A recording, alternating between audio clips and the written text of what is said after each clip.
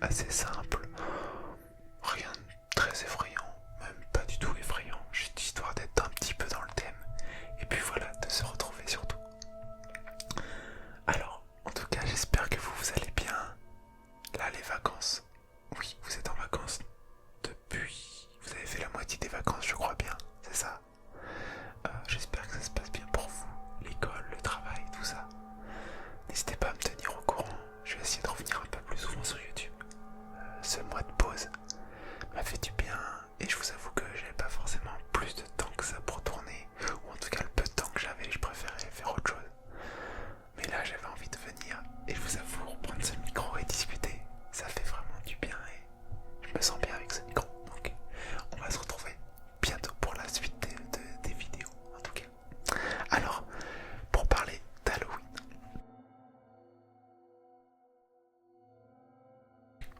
Alors, d'où vient le mot Halloween? Ce que je vais vous lire, c'est un peu tourné pour les enfants, donc au moins comme ça tout le monde pourra comprendre. C'est pratique. Alors, le mot Halloween vient d'une expression anglaise, All Hallow Even, qui signifie la veille de la fête des saints. Voilà. Donc on fête Halloween le 31 octobre, car si on retourne dans l'histoire, la fête de l'Halloween a été inventée en Grande-Bretagne, puisque son origine est celte, donc les ancêtres des Irlandais, des Gallois et des Écossais. Et chez les Celtes, le 31 octobre, c'était la veille du Nouvel An, le Samin, qui annonce la fin et le début de l'année celtique. Ce jour-là, la légende veut que les fantômes des morts se mêlent aux vivants. Une des croyances associées à cette fête est de laisser de la nourriture aux portes des villages et de l'offrir aux fantômes afin d'apaiser leurs esprits. Donc aujourd'hui, comment on fait Halloween? Donc au fil des ans, cette tradition s'est transformée un petit peu en une fête plutôt pour les enfants. Même si, bien évidemment, les adultes sont les bienvenus pour fêter Halloween, se déguiser et même aller récupérer des bonbons s'ils veulent. Et donc maintenant, les enfants se déguisent en fantômes, et enfin, en fantômes ou en autre chose, hein, mais au début c'est plutôt en fantôme du coup pour respecter un petit peu cette légende. Et ils allaient de porte en porte en demandant des bonbons. À partir de 1840, beaucoup d'Irlandais sont partis vivre aux États-Unis. Donc la tradition, elle a traversé l'océan. Et c'est pourquoi aujourd'hui, le 31 octobre de chaque année, il y a beaucoup d'Américains aussi maintenant qui se déguisent et qui frappent aux portes. Et je veux dire américains parce que c'est ce que je lis là. Mais bon, c'est partout en France, c'est pareil. De nos jours, le soir d'Halloween, les enfants sont déguisés et frappent aux portes des gens en demandant des bonbons. Dans les pays qui parlent anglais, les enfants disent trick or treat, qui signifie des bonbons ou un sort. Les gens donnent généralement des bonbons aux enfants et ensuite ils continuent leur promenade de porte en porte. Je me souviens plus ce qu'on dit en français. On dit la même chose, non? On dit un bonbon ou un sort. Vous savez que ça fait très longtemps que j'ai pas été toqué aux portes. Comme vous pouvez vous en douter, mais ouais, je sais plus, dites-moi s'il y a une phrase particulière qu'on dit en français, mais je m'en souviens plus là. Alors, concernant la citrouille d'Halloween, ça provient d'une légende irlandaise très ancienne. Je vais vous lire ça. Alors, cette légende raconte que Jack ne peut pas entrer au paradis car il est avare, il est radin. Alors Jack, il peut pas non plus aller en enfer car il s'est moqué du diable. Il n'a pas d'autre choix que celui de se promener avec sa lanterne tout autour du monde jusqu'au jour du jugement dernier. Alors il y a peut-être plein de légendes autour de cette lanterne, de cette citrouille.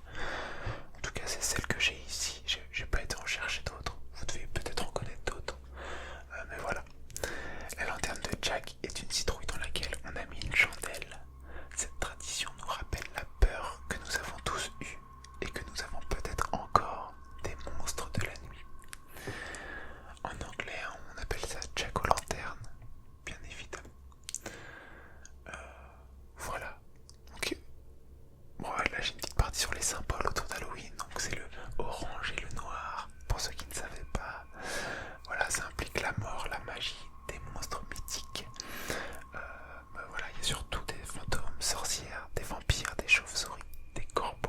des chats noirs, des araignées, des gobelins, des zombies, des momies, des squelettes, des loups-garous, etc., etc.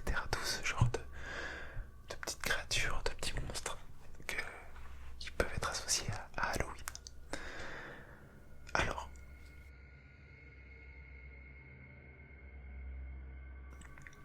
j'ai deux petits contes. Le premier, je n'ai pas d'auteur. En tout cas, il n'est pas signé. Je l'ai trouvé sur internet, là, sur la classe de Lucia. Alors, il s'appelle La citrouille de la sorcière Calèche Feu Gras. Calèche Feu Gras, un petit jeu de mots. Alors, je vais vous lire ça, c'est pas très long. La laide, vieille et pauvre sorcière Calèche Feu Gras vit dans un sombre château en ruine tout en haut d'une colline. Depuis les premiers beaux jours du printemps, la sorcière Calèche Feu Gras s'est occupée d'une citrouille, sa citrouille d'Halloween. En ce matin d'automne, elle l'a sculptée, la transformant en un vieux, laid et pauvre visage de sorcière avec des yeux en creux et noirs, une peau toute ridée et une bouche qui rit, comme seules rient les sorcières. Mais le soir même d'Halloween, un vent violent se lève et pousse la vieille, laide et pauvre citrouille de la sorcière. Et la citrouille roule, roule, roule jusqu'en bas de la colline et se perd dans les rues du village. Alors la sorcière qui a les cheveux gras s'habille et descend au village. Elle se mêle aux enfants qui, en ce soir de fête et de peur, passent de porte en porte en demandant l'aumône d'un bonbon contre une chanson ou une histoire horrible. La sorcière qui a les cheveux gras s'arrête devant une maison pleine de lumière et demande à la citrouille qui illumine le mur de pierre: Citrouille, citrouille, es-tu ma citrouille? Et la citrouille lui répond: Non, non, sorcière, je ne suis pas ta citrouille, je suis la citrouille de l'enfant riche qui habite dans cette maison pleine de lumière. Regarde mes yeux qui brillent comme des joyaux. Je ne peux pas être la citrouille d'une pauvre sorcière qui a les cheveux gras. Alors la pauvre sorcière qui a les cheveux gras continue sa recherche dans les rues du village. Elle s'arrête devant une deuxième maison, elle aussi pleine de lumière, et demande à la citrouille qui illumine la pluie de fenêtres: Citrouille, citrouille, es-tu ma citrouille? Et la citrouille lui répond: Non, non, sorcière, je ne suis pas ta citrouille, je suis la citrouille de la belle petite fille qui habite dans cette maison. Regarde mes yeux et ma bouche qui rient comme seules rient les belles petites filles. Je ne peux pas être ta citrouille la citrouille d'une laide sorcière qui a les cheveux gras. Alors la laide sorcière qui a les cheveux gras continue sa recherche dans les rues du village. Elle s'arrête devant une troisième maison pleine de lumière et demande à la citrouille qui illumine les marches de l'escalier: Citrouille, citrouille, es-tu ma citrouille? Et la citrouille lui répond: Non, non, sorcière, je ne suis pas ta citrouille, je suis la citrouille du jeune garçon qui habite dans cette maison. Regarde comme ma peau est lisse et dorée. Je ne peux pas être la citrouille d'une vieille sorcière qui a les cheveux gras. Alors, la vieille sorcière qui a les cheveux gras continue sa recherche dans les rues du village.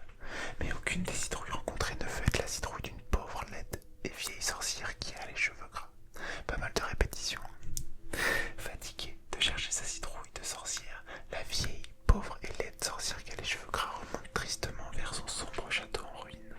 Elle s'y enferme tout le reste de la nuit. Elle prépare des potions étranges qui se transforment en noire fumée qui plane longtemps au-dessus du sombre château en ruine. Elle jette des sorts monstrueux dans une langue incompréhensible. Avant que le soleil se lève, la laide, vieille et pauvre sorcière qui a les cheveux gras redescend avec une brouette vide dans le village encore endormi. Elle s'arrête devant la première maison dans laquelle ne brille plus une seule lumière. Sur son mur de pierre, la citrouille, maintenant toute rabougrie, se lamente. Et la sorcière lui demande: Citrouille, citrouille, es-tu ma citrouille? Et la citrouille lui répond: Sorcière, sorcière, je suis sûrement la citrouille d'une sorcière. Regarde mes pauvres yeux, creux et vides comme ceux d'une sorcière. Je suis sûrement la citrouille d'une pauvre sorcière qui a les cheveux gras. Alors la pauvre sorcière qui a les cheveux gras jette la pauvre citrouille dans la brouette et reprend son chemin. Elle s'arrête devant la maison sans lumière de la belle petite fille et elle demande à la citrouille, maintenant toute fripée sur l'appui de la fenêtre: Citrouille, citrouille, es-tu ma citrouille? Et la citrouille lui répond: Sorcière, sorcière, je suis sûrement la citrouille d'une sorcière.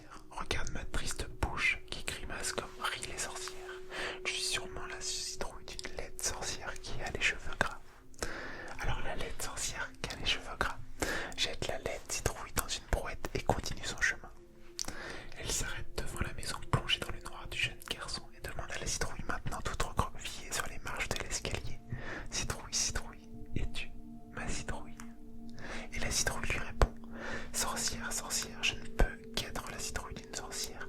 Regarde ma peau toute ridée, comme la peau d'une vieille sorcière. Je suis à coup sûr la citrouille d'une vieille sorcière. Alors la vieille sorcière qui a les cheveux gras jette la vieille citrouille dans la brouette et elle remonte dans son sombre château en ruine, poussant devant elle la brouette aux 3 citrouilles. Aussitôt refermée, la porte, la pauvre vieille et laide sorcière qui a les cheveux gras recueille une graine oubliée au fond de chacune des 3 citrouilles. Ces 3 graines, elle les gardera précieusement jusqu'au printemps prochain. Au printemps, la vieille laide et pauvre sorcière qui a les cheveux gras plantera les 3 graines et elle aura pour la prochaine fête d'Halloween 3 citrouilles, une jeune, une belle et une riche qui illumineront les fenêtres de son sombre château en ruine. Voilà pour ce premier conte. Donc, la citrouille de la sorcière qui a les cheveux gras. Voilà, bon, j'espère que voilà, vous retrouvez ça mignonné, comme on peut dire. Alors, le deuxième, il s'appelle l'histoire du facétieux petit lutin. C'est un conte qui a été écrit par Miss Catherine. Je l'ai trouvé en français, mais il a été pris de base sur le site alors je vous lis ça, c'est de l'anglais, hein, Waldorf Homeschooler. Voilà, donc un site anglais qui répertorie, je sais pas, je pense que c'est des gens qui écrivent des poèmes, des contes, voilà. Et du coup ça a été traduit et ça a été mis sur un site français de contes, voilà. Alors l'histoire du facétieux petit lutin. Il y avait une fois un petit lutin qui vivait dans les bois, dans un petit vallon rocheux. Il était en fait assez particulier car il avait pour passe-temps favori de jouer des tours aux paysans et à leurs enfants, ainsi qu'aux habitants du village et de leur famille. Quand la nuit était venue et qu'il faisait sombre à l'extérieur, le petit farfadet regardait son vallon rocheux, et si la lune brillait et que les étoiles scintillaient, le petit farfadet se glissait à travers les bois. Il se faufilait alors à droite dans l'étable d'un paysan où les vaches étaient paisiblement à grignoter du foin. Et savez-vous ce que ce vilain lutin faisait? Rapide et calme, il prenait la queue d'une vache, puis la queue d'une autre, et les attachait ensemble avec un nœud. Alors, le lendemain, quand le fermier viendrait pour les conduire au pâturage, il serait bien attrapé.